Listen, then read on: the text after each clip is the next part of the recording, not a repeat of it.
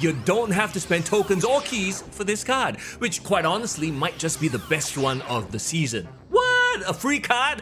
Well, you gotta work for it, of course, but if you're sick of going up against Arishem decks, you're gonna love Cassandra Nova. I'll tell you why in a bit. But first, who is Cassandra Nova?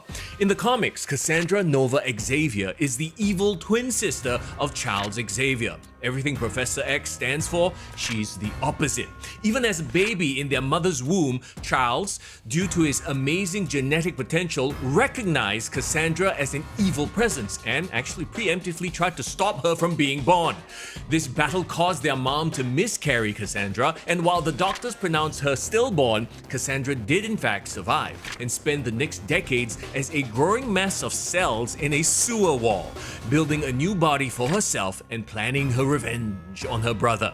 And it was a brutal revenge. Cassandra Nova was responsible for the destruction of the mutant paradise Genosha, and at one point she actually took control of Professor X's body and caused chaos within the Shia Empire. Last we saw of her, she was left stranded 2 billion years in the past with a mass extinction event on the horizon by Kitty Pryde and Emma Frost as payback for her heinous acts. Is that the last we'll ever see of Cassandra Nova?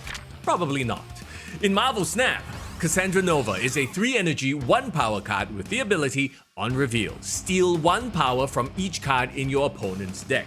Yep, she gets a 1 power buff for every card in your opponent's deck, while all those cards get a -1 power affliction. So, the bigger the deck, the bigger she gets. Oh, she's gonna absolutely feast on Arishem decks and Thanos decks. So, okay, let's run the numbers though on a regular 12-card deck in Snap. On turn 3, your opponent will have 6 cards in their deck, so that makes Cassandra Nova a 3/7, while every card in your opponent's deck gets -1 affliction.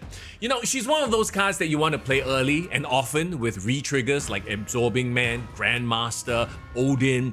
She could be an option as well in mill decks. Yes, you're getting rid of their deck with Yondu and Zemo, but imagine what little cards they have left now all have -1 affliction.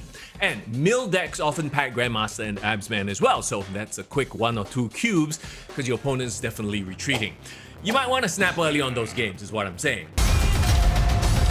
Now let's look at it from a different perspective. The more cards they have in their deck, the more Cassandra Nova steals, right? So Porg and Rock Slide will add those rocks for you.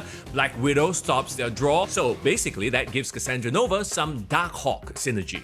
And of course she fits in right there with Affliction decks, making your High Evil Abomination cheaper and Ajax bigger.